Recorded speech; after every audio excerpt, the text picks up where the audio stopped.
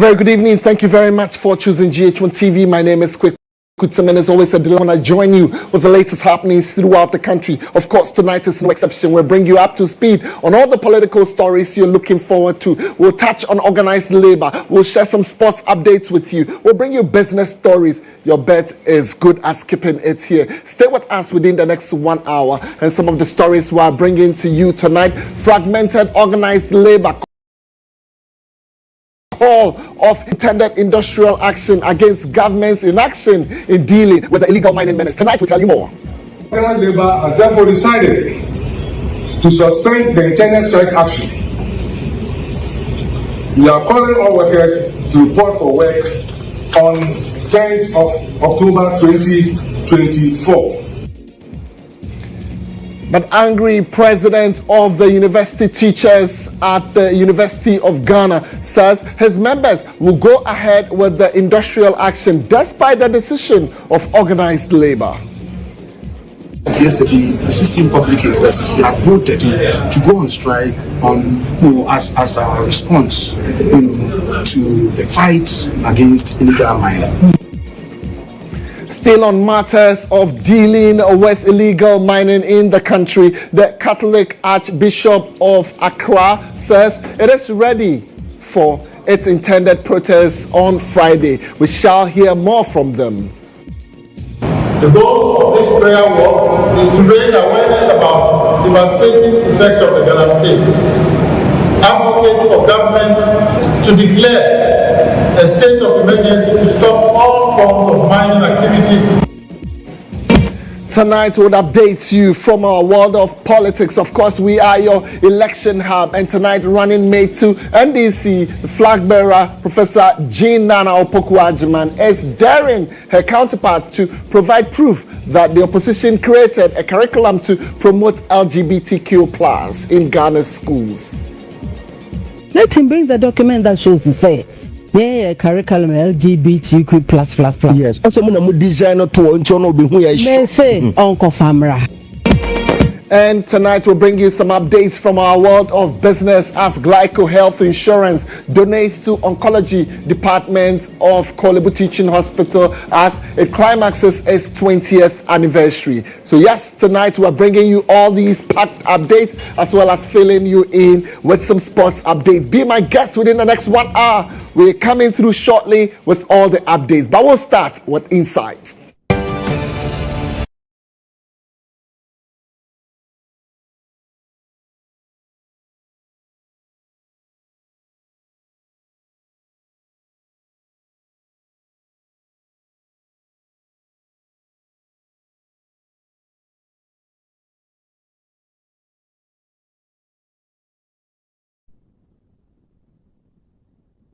Insights is proudly brought to you by Pepsodent. With Pepsodent, every smile matters. Let's take our stories tonight on Insights, and here the University Teachers Association of Ghana at the University of Ghana, Legon, says they will go ahead with an industrial action despite a decision by leadership of organized labor to call off their intended strike. Well, organized labor has been threatening to embark on an industrial action if government fails to, among other things, declare a state of emergency in mining areas following concerns of destruction to the environment by the illegal miners. But addressing the media after a meeting on Wednesday, Secretary General of the Trades Union Congress, GHOne, said the decision follows some measures being taken by the government to deal with the menace.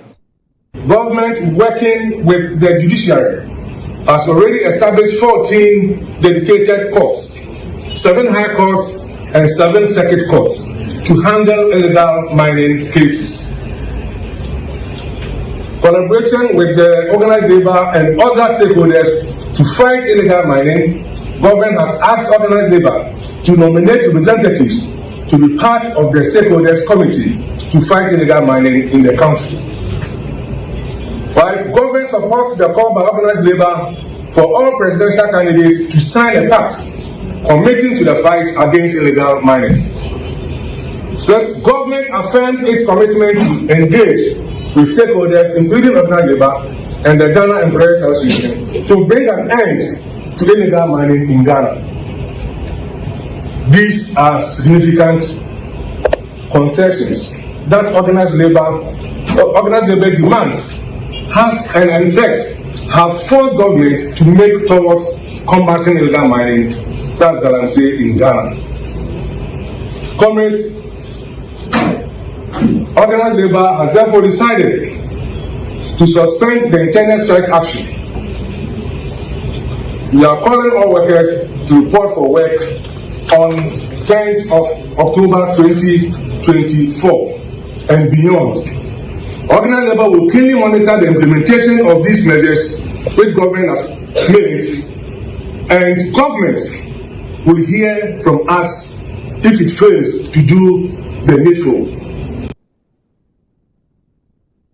All right, so you can join us on our social media platform with organized labor's concerns, but we'll stay on the subject because in a sharp contrast to the decision by the leadership of organized labor, President of UTAG at the University of Ghana, Professor Ransford Jampo, says his outfit will go ahead with the industrial action. We don't have any serious variation from what we were told on Monday, from what we are being told today. But suddenly, Joshua Ansa and Bampo said government has shown commitment, so let us follow this trend. Well, our view as UTAG, as of yesterday, the 16 public universities, we have voted to go on strike on, as a response, to the fight against illegal mining. And we did not even, I looked at the motion that was tabled. It was not even tied to what organized labor wanted to do. And so we would, I'm in touch with our national president. We are holding our own meeting this evening. And then I'm telling you that we are not going to go by this charade. We are not going to go by this show of incompetence and gross disrespect to other unions for constituting the or constituting organized labor. Clearly, they came with an agenda. Look, there are so many things that are being said about the leadership of organized labor and the kinds of things that happened here. Okay, first test those bogus charges and allegations. I mean, otherwise, if you want to meet with organized labor, why do you come with a prepared speech? And what was read to you was the same as the document that the speaker they brought to us.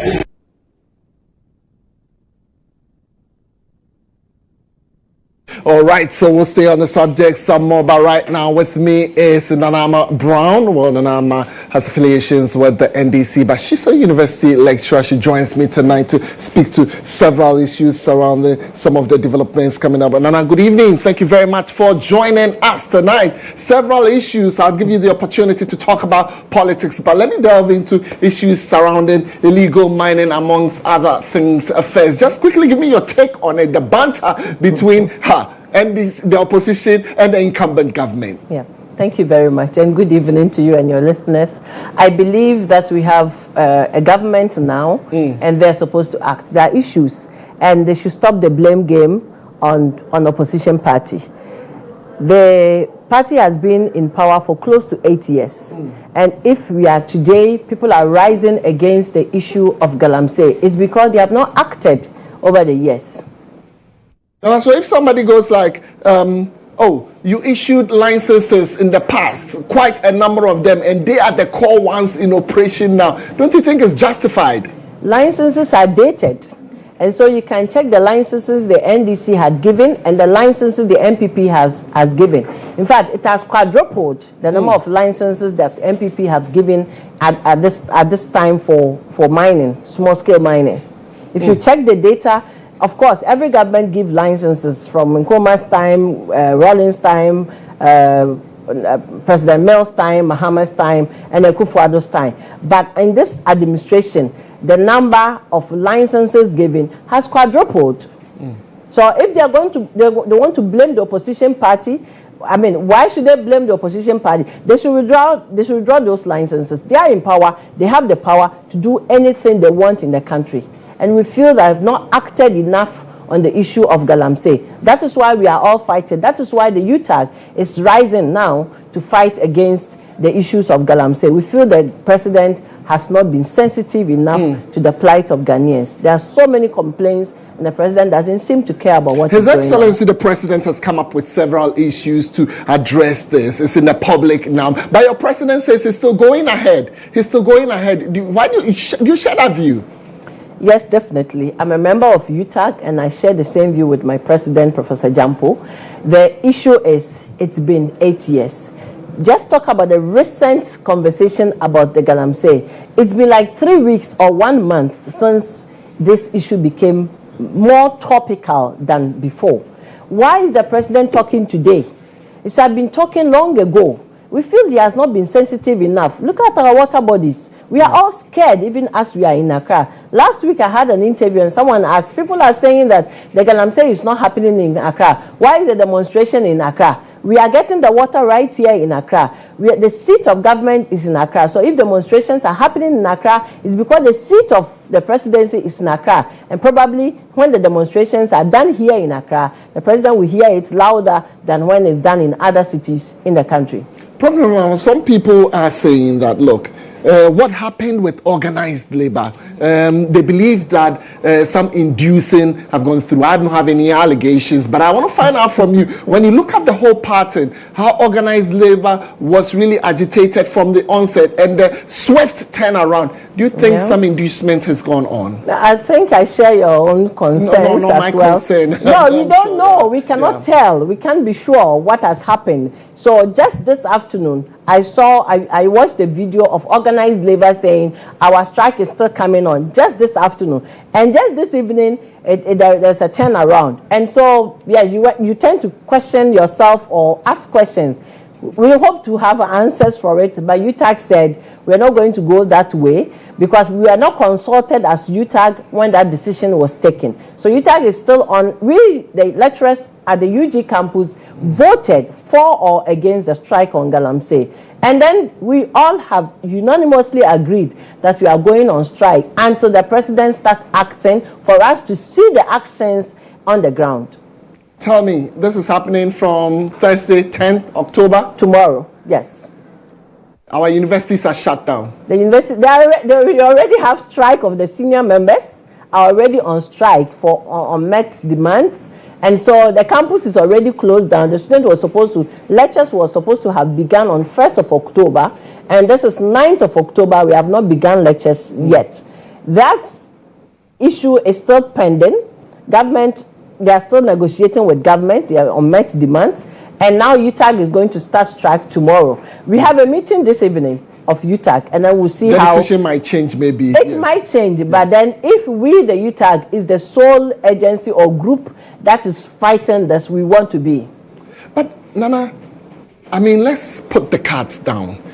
It has been announced, measures have been put out there in public that, look, these are the measures that we're taking on. Soldiers are getting out there. I mean, licenses amongst others. I mean, pragmatic steps have been laid out there.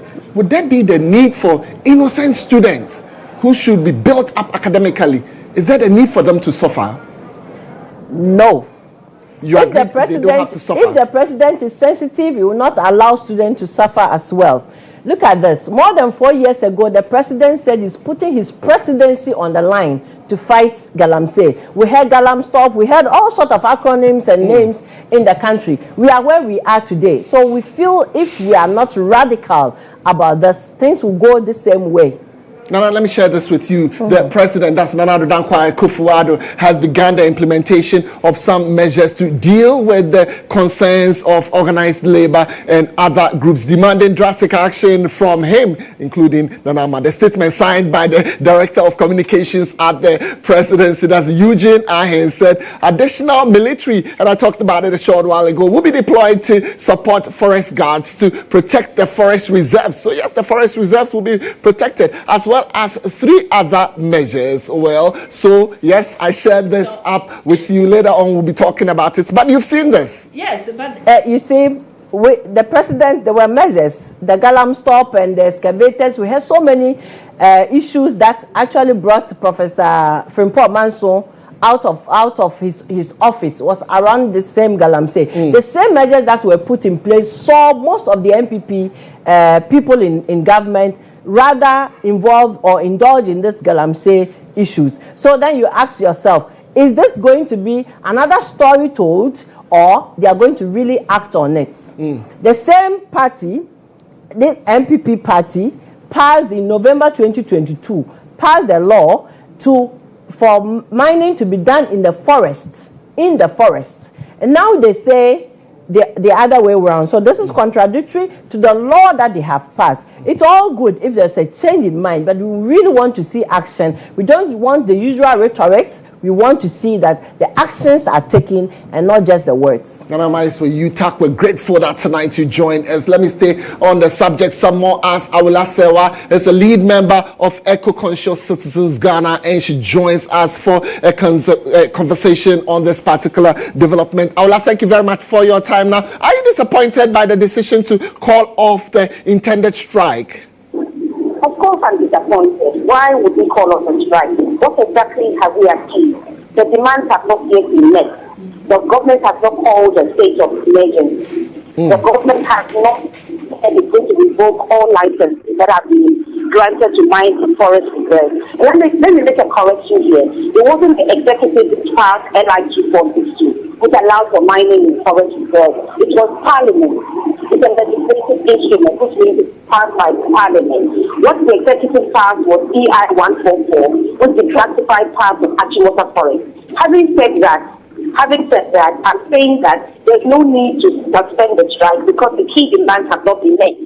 The government has not agreed to pause community mining. We've paused the community mining because it's not regulated. We don't yet have the strategies in place to regulate it. And a lot of small-scale mining is the same as illegal mining. Let me be very clear. When we use the term galamsey, it's a bit out of place. We should use illegal mining, pure criminal activity.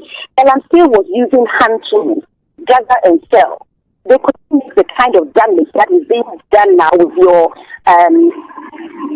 heavy-duty equipment. So it's pure criminality.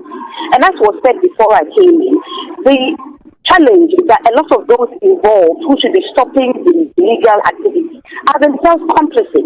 The firefighters are themselves the arsonists. So that's why we have not seen any progress. And the previous speaker said that things were the same since the president put his presidency on the line. Things are not the same. They are far, far worse. Almost all our waters have been poisoned. The food chain has been compromised. Recently, some yams and plantains from Ghana were found to contain mercury. Do we know what we are consuming? Even the water. The water does not remove the heavy metal, does not remove the mercury, does not remove the cyanide. What are we drinking? We face an existential threat. And I'm disappointed because of all the divide and rule being used to break up the ranks. I'm disappointed that organized labor didn't stand strong and decided to keep on with the strike until the government began to implement the demands that have been made. So, yes, rightly said. And a short while ago, I did put out this question. I'm tempted to put it back to you again. So the government just has announced these thematic measures that he's putting out there, include several things, beefing up security and ensuring some pragmatic steps are taken. So, instead of going ahead and saying that you are disappointed, would you not want to wait to see the measures that would be implemented? Wait till we are all poisoned. We waited for 8 years. What has happened? You see, I don't think we understand what is going on. We face an existential threat. As we are having this conversation, the Minerals Commission is still issuing mining licenses, saying that he has not got any orders to stop issuing mining licenses. People are mining in the forest reserve. Some of them have so-called licenses to do so. We are unable to monitor. If the government wanted to do anything, the press conference was on 11th September. They were giving up to 30th September. Why haven't they started taking measures so that we'll know that they are serious? There's no seriousness. This is known as delayed tactics. They did the divide and rule, got some members of the trade unions to come and say they were not consulted. I think those poisoning you consulted you before they began poisoning you, trying to break the ranks. And they're making a vague statement. They're going to beef up. What does beef up mean? What particulars are they going to do? When? You've had 8 years to do it. You haven't done it. You're going to do it now. I'm just saying that people seem to understand that we face an existential threat. A rise in kidney disease, a rise in cancer, stillbirth, breast defects. What else do we need to here before we understand that it's not a question of votes, it's not a question of money being paid to people, but it's a question of saving lives. And currently, it doesn't look like the government is interested in the lives and welfare of Ghanaians. So I can say a big thank you to you for joining me on this particular subject. Definitely, our life is on fire tonight on this particular subject. But allow me to stay on it some more, because that is what we do at EIB. We delve deep and make sure we unearth every details of it. In a related development, the Alliance for Accountable Governance says the now suspended intended industrial action by organized labor is politically motivated. While addressing the media here in Accra, the pressure group said despite its opposition to the destruction caused by illegal miners, it believes some political elements are using labor unions to pursue an agenda. Despite a few withdrawal notices, the nationwide labor lockdown is expected to take place on Thursday, October 10. The labor unions have expressed frustration over the government's perceived indifference to their concerns regarding illegal mining, commonly referred to as galamsey. The Alliance for Accountable Governance, AFAG, while sharing concerns about the environmental and economic damage caused by galamsey, opposes the union's approach. AFAG contends that the labor action has political undertones. Rather than embarking on strike action or politically motivated protests, we encourage civil society organizations, religious leaders, and the labor unions to focus on facilitating constructive dialogues. Now, more than ever, we need comprehensive, long-term solutions that bring stakeholders together to protect our environment and safeguard our livelihoods. Wesley also argues that the fight against galamsey cannot be won through protests or strikes. We call on these groups to channel their energies towards advocating for practical, inclusive policies that addresses the root cause of galamsey, while ensuring that the affected communities are not pushed further into poverty. Instead, he stresses the importance of involving local communities in a comprehensive, multi-stakeholder dialogue to find sustainable solutions. It is concerning that some of the loudest voices calling for a complete ban on small-scale mining hail from regions where fishing is the dominant livelihood, and who may not fully appreciate the devastating impact such a ban will have on communities that rely on mining for survival. We must resist the temptation to turn this into a regional or ethnic divide. The fight against galamsey is a national battle, and all regions must work together to find a balance between economic survival and environmental protection. AFAG is calling for all parties to come together for a roundtable discussion to develop both short-term and long-term strategies to address illegal mining effectively. Let's still stay on illegal mining. As chairman for the Committee on Public Administration and State Interest, Dr. Kwabena Donkor has slammed managers of some state enterprises for threatening workers with dismissal over the now aborted organized labor strike against galamsey. Well, MD for GHOne Distilleries, Maxwell Kofi Jima, and board chairman for the Ghana Meteorological Agency, Isaac Amu, publicly warned their staff joining the strike that will cost them their jobs. Addressing the media, the former power minister charged leadership of organized labor to rise up against such a development, describing it as lawless. The Ghanaian state is bleeding because too many organizations are making losses where they should not be making losses. When a state organization has consistently incurred losses over a 7-year period in the alcoholic beverage area, then we have a challenge. There are laws in this country. There are laws that protect the rights of workers. There are laws protecting the rights of organized labor, and we must respect the laws of the land. I would want to see organized labor collectively respond to those threats, because rights are not earned on a silver platter. Rights are fought for, and these rights were fought for by trade unionists of the past. Some of them are the sacrifice of their lives. We cannot erode union rights at this time.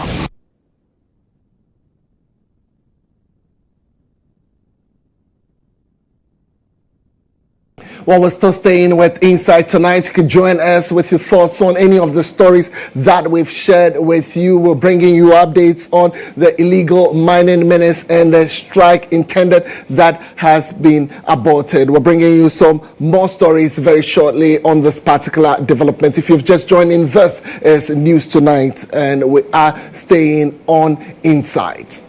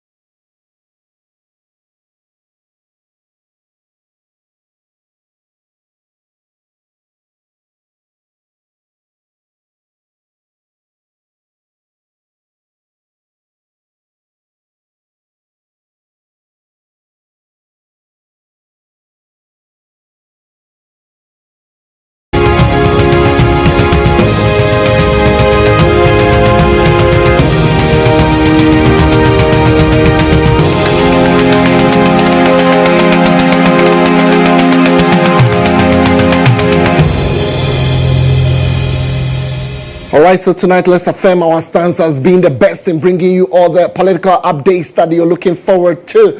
Politics tonight, the vice presidential candidate of the New Patriotic Party, I'm talking about the NPP, Dr. Matthew Opoku Prempeh, has urged members of the party to start house-to-house campaigns in order to sell their messages to the voters. While speaking at a rally in Sikaman in the Akrofrom constituency of the Ashanti region, he said every available vote is important and needed to ensure that the governing party retains power in order to continue their good works in the last 8 years. According to Dr. Matthew Opoku Prempeh, President Nana Akufo-Addo's NPP administration has performed exceptionally well in the last 8 years, so the NPP members should preach about it. He also urged the NPP members to thoroughly explain Dr. Bawumia's plan to improve upon Nana Akufo-Addo's achievements to the electorate to help win more votes. So the catcher on the court here, NPP.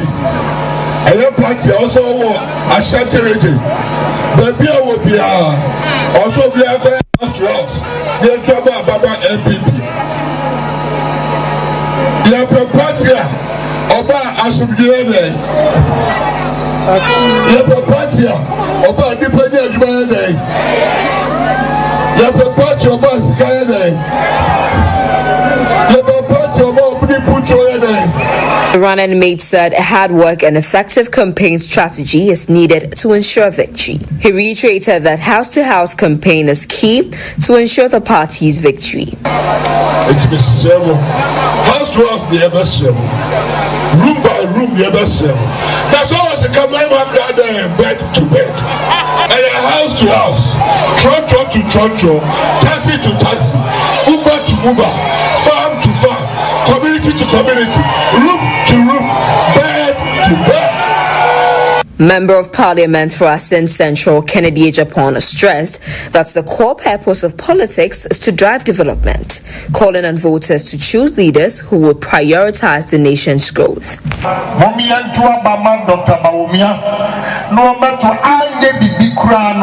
Free education,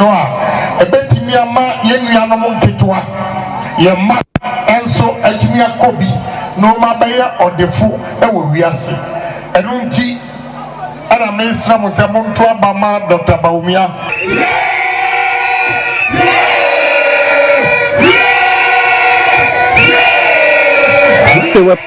As Professor Jane Nana Opoku Agyeman, the running mate of the National Democratic Congress as the NDC's presidential candidate, has dared Dr. Matthew Opoku Prempeh, running mate of the NPP, to provide evidence to prove that NDC created a curriculum that teaches students about the LGBTQ+. Dr. Matthew Opoku Prempeh, who is also known as NAPO, last week asserted that upon assuming office as Minister of Education, he discovered that the NDC, under the leadership of Okujeto Ablakwa, had developed a curriculum that included comprehensive sexuality education, that's CSE, for schools children. Well, the controversial curriculum faced implementation challenges by the NPP. However, speaking on Radio 1, a local FM station in Bonsu, on Wednesday, as part of her 2-day campaign of the Eastern region, Professor Jane Nana Opoku Agyeman refuted the claim and challenged Dr. Matthew Opoku Prempeh to produce evidence.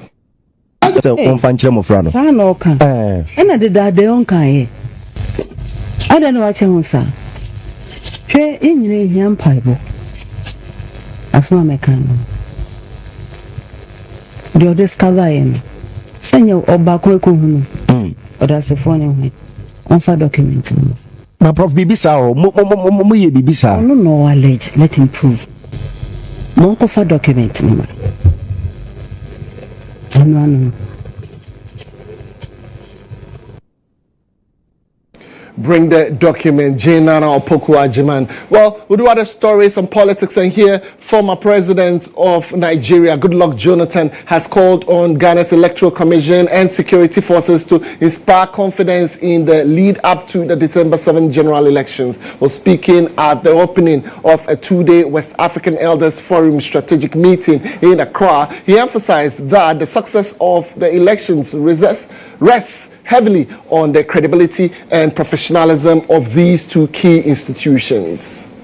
The third strategic meeting of the West Africa Elders Forum aims to access and strengthen its role in preventive diplomacy to promote peace, democracy, and good governance across the region. The Ghanaian election is very interesting. A month after the American elections, we're having elections in Ghana. So it shows that it's an election that all Africans are looking up to, and should be the last election to close the year. So we are all praying for Ghana, and we believe that the elections will make all of us proud. Goodluck Jonathan emphasized the forum's mission to reduce social tensions and build trust in democratic processes, particularly before elections. When the citizens of the country have no confidence in the electoral system, they don't have confidence in security anywhere. And when you do things transparently and people know that you are doing what's right, even at the end of the election, if somebody loses the election, the person can congratulate the person who wins. But when you notice that things are not done rightly, it takes very few to say, let go and let's move forward. So the key thing for the Electoral Commission and security is to make sure that the right thing is done and there is no manipulation. There must be maximum transparency in the electoral process. The event brought together key figures including former presidents of Liberia, Mali, the Gambia and Burkina Faso, along with regional leaders from ECOWAS, the UN and UNDP. There has been an aggregate of a deterioration of the quality of elections in a number of our countries. The integrity of the vote has been negatively impacted by incidents of electoral violence, the abridgment of the autonomy of election management bodies, the securitization of our electoral processes, and of course, the judicialization of the election outcomes. Former Liberian President Ellen Johnson Sirleaf voiced concerns over electoral roll disputes in Ghana, calling for peaceful resolutions to foster national unity. The authorities of both the ruling party and the opposition know exactly how to get together to keep in peace, to keep the peace, and to make sure Ghana continues with a sustainable development that has become a showcase for the world. A representative of the Open Society Foundation, Chukwuemeka Eze, expressed disappointment of Africa's political reliance on aging leaders and urged for broader leadership inclusion. I think that if you go into any banking industry today and you meet people from age 60 and above, you will think there's something wrong with the bank. So why do we have that in our government sector? This is the time to think, to reshape our thinking, including the way we think we should think, whether it's at the level of our commission, whether it's the level of our member states, and the time to indeed end your rest in peace is now. The forum is set to address key issues such as the Sahel Union's breakaway, with recommendations expected to be presented to the African Union.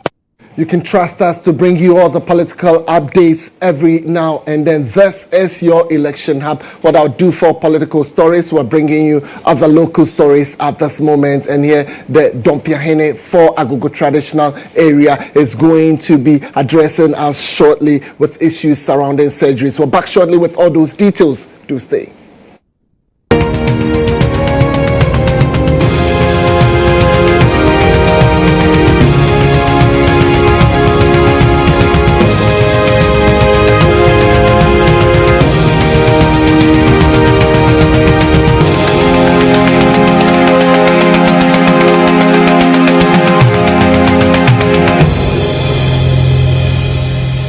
All right, so the Dompiahene for Agogo traditional area, Nana Bediako Broja Sapon, is appealing to corporate organizations to lend their support in facilitating surgeries across the country. Well, he emphasized the critical need for improved access to surgical care, which is essential for enhancing the overall health and well-being of the community. Well, at Nana Broja Foundation, in partnership with renowned plastic surgeon Dr. Michael Obin, the chief reviewed plans to conduct surgery for over 100 underprivileged people who are in dire need.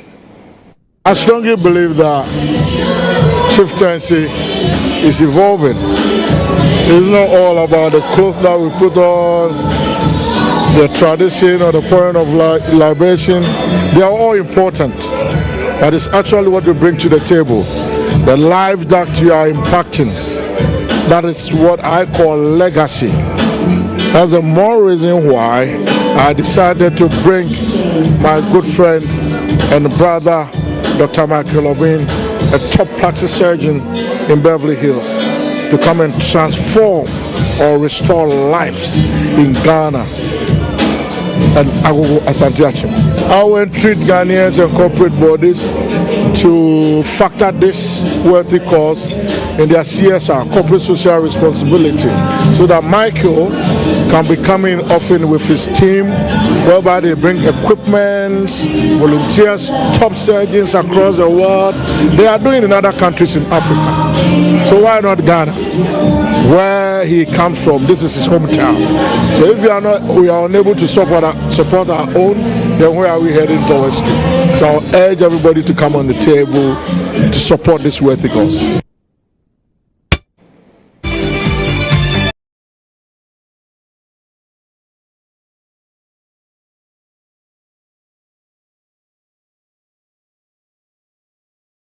So join me now for the latest happenings from our world of business as we shortly bring you all the updates that you're looking forward to. Now, Deloitte Ghana has taken a significant step in shaping the future of risk management and financial planning with the launch of the Deloitte School of Actuarial Excellence. At the launch, country manager partner Daniel Kweku will provide Deloitte School of Actuarial Excellence upskills, actuarial resources, and practical training for 200 actuarial employees and national service graduates to ensure that they are up to date with the latest regulatory developments.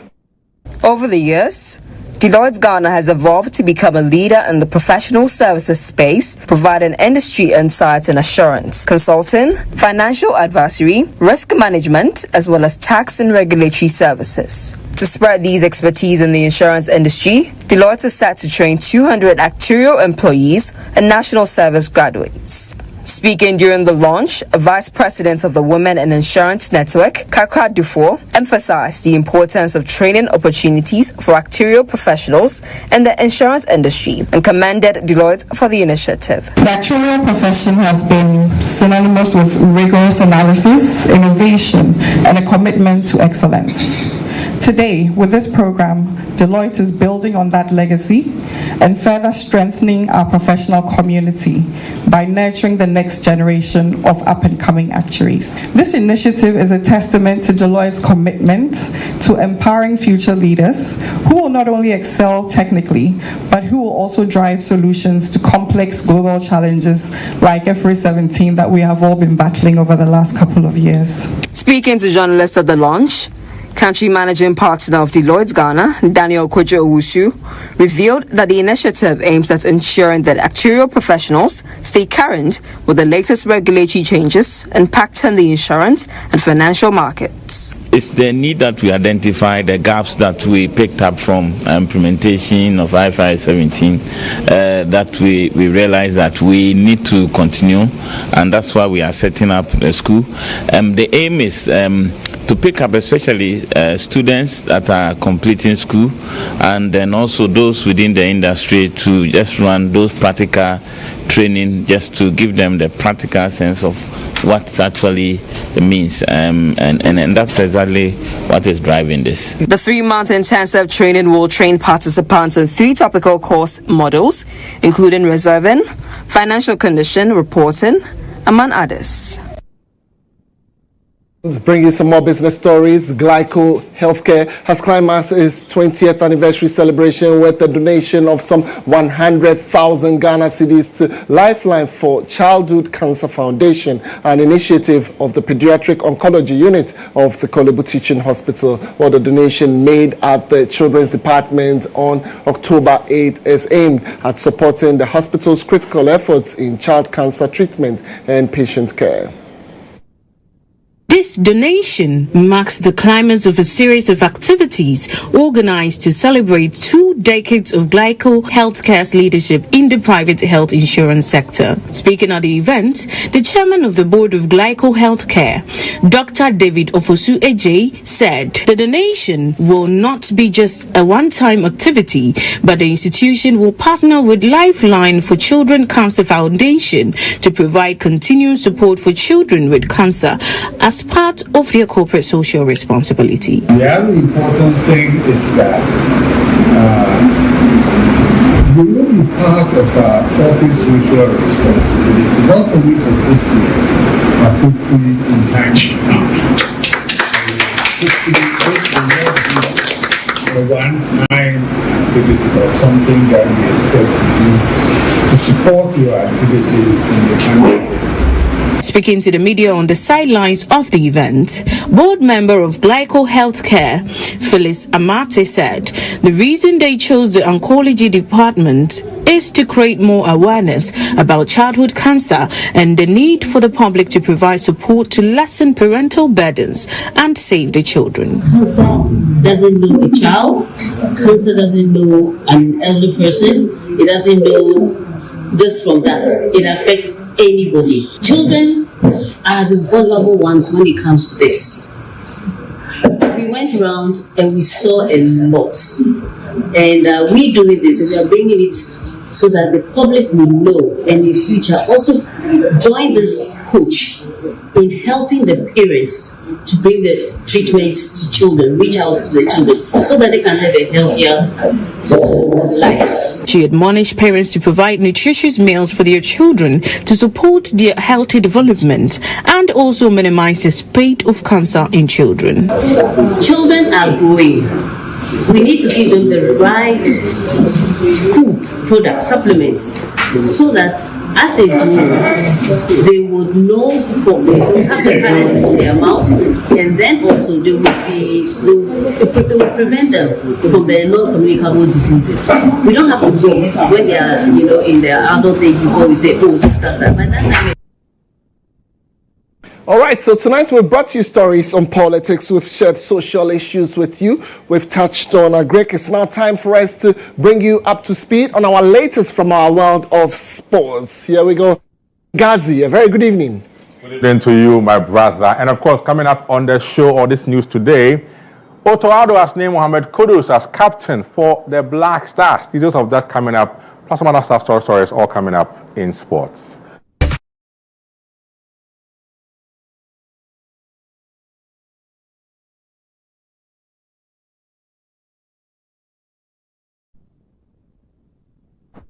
And of course, Coach Otoado has confirmed Mohamed Kudus will lead the Black Stars in the Sudan game as captain in tomorrow's AFCON qualifier at Accra Sports Stadium.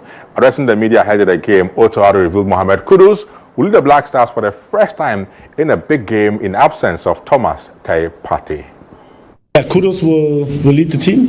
I think I said it before. I don't know. I'm not quite sure if that he will be the second captain, and so for this reason he will have the captaincy. And for us, and I don't know if I said it before, but it's about leadership and responsibility. It's not about having the captaincy, it's about all the players. And sometimes, and this will take time, I know for sure, but me having the comparison, let's say Europe or Germany and Ghana especially, I think there are a lot of things we can change. And I know traditionally this is good off the pitch. We have like a lot of respect, especially for elder players. But on the field, everybody's equal, and we have to get to. I think this should be the evolution, that we get to a point where Ibrahim Osman, 18, can tell Iñaki Williams to do more, to push him in the positive way. Let's go on now, and of course some swimming news. Now, where Ghana's swimming team delivered an impressive performance at the 2024 Africa Aquatic Zone 2 Junior and Senior Swimming Championship at the Temeng Sports Complex, securing 21 medals in total at the three-day event, which kicked off on Monday, climax today in Accra. Ghana competed in a total of 28 events, 14 in the senior category and 14 in the junior category. Ghana claimed medals in the 10 of the senior events and 8 of the junior contests. Ghana's Olympian Harry Stacey, who represented Ghana at the 2024 Paris Olympic Games, took home 3 gold medals in the men's 100-meter breaststroke, 200-meter freestyle, and 50-meter breaststroke, along with a bronze in the 50-meter backstroke. Fellow Olympian Joselle Mensah also made her mark, winning gold in the women's 100-meter freestyle and silver in the 200-meter freestyle. Abeku Jackson added to Ghana's tally with a gold in the men's 100-meter butterfly. Among the female swimmers, Nubia Ejay was another standout, collecting 3 medals, silver in both the 50-meter backstroke and 50-meter butterfly, and bronze in the 100-meter freestyle. Ghana's mixed 4x100-meter freestyle relay team also struck gold, finishing with a time of 3.46.54 ahead of Nigeria and Senegal. Ghana was selected to host the event after Nigeria withdrew from its role as the original host. Minister for Youth and Sports, Mustafa Yusuf, who gave the opening remarks at the event, highlighted the importance of the Temeng Sports Complex, which is playing host to the championship. Super excited and impressed about Ghana hosting it. Like I said before the African Games, the facilities that we're putting together are going to be world-class facilities. And this aquatic center we know here, it's not only for Ghana, it's for the entire African continent. So my understanding is that this is one of the best in the continent. And I'm not surprised that when Nigeria pull out, Ghana stepped in quickly to boost the entire Zone 2, junior and senior.